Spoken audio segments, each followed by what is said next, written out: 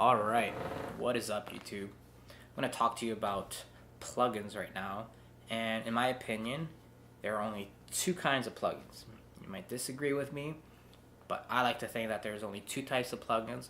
It helps me simplify how I think about them, it helps me simplify how I would use them, and it helps me avoid overcooking what I'm doing. So we have gain-related plugins and ambience-related plugins.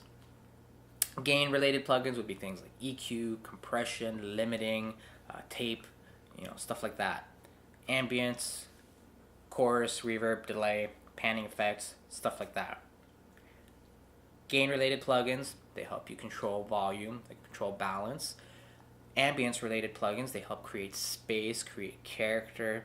They help you add, something that's just not there.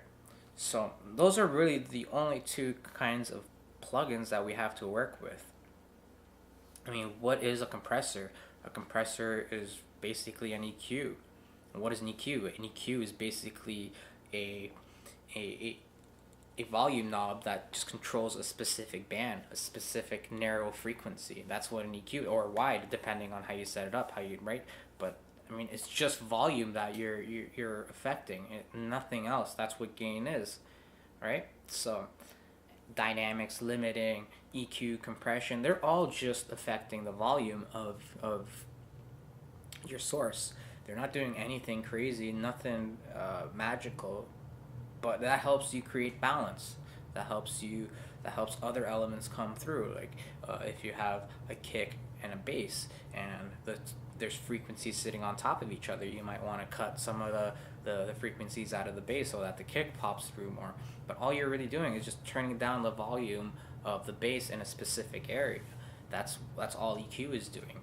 So it's nothing complicated. So when you simplify it, it really helps you I think, like, take this blanket of mystery off plugins, and you're able to reach into your toolbox of things and pull out the necessary tool to get the job done.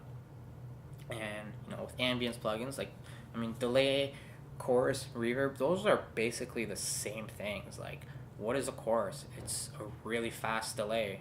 I mean, delay is delay, and then reverb, what is reverb? It's basically like a really long delay, and those are really kind of very similar effects, just in different timing, basically. I mean, with delay, you can mimic chorus, you can mimic reverb very easily. So, there's nothing too crazy about those plugins. All they're really doing is just mimicking, what it's like to be out in real life. They create that it make you feel like it's not two-dimensional. You're actually out in the real world. So that's what ambience plugins help you do.